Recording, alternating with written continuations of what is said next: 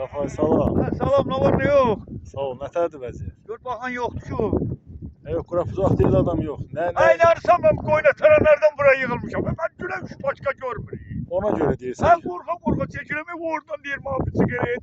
Ha hamsına duran mal pazarı. Arası bir kuzu satın. Ha bu niye al koymuşsun bana? Səni görən kim gəldi? Ha sana gidip listeye düşandan sigaret alalım. Kabağıma hoş geldin.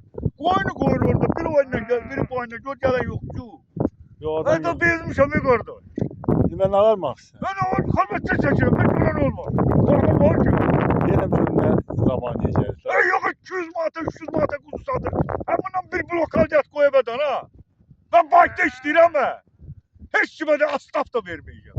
Alkolcu kaladenlik de öl, televizor da öl, şınaver de öl, maşın da öl. Hepinin alkolcu binadan ha. Nə almaq istəyirsən? Hiç de lel önlerle ben bunu tercih edeceğim bunu. Tercih edeceğim. Götür Rafay, götür. Yerə sor. Bir işlerim. Gizli sigara çekirler. Deməli səni cana yığıblar. Ben buraya yığıpları. Kim başka görmürüm. Bir tane sigaret ver, bir tane sigaret ver. Ne daha bu? Boş aldığında da cəmaət. Hamısı damatlar. Oldu gedirəm ayında çəkəm gələm, qoyunlara bax. Yaxşı, yaxşı.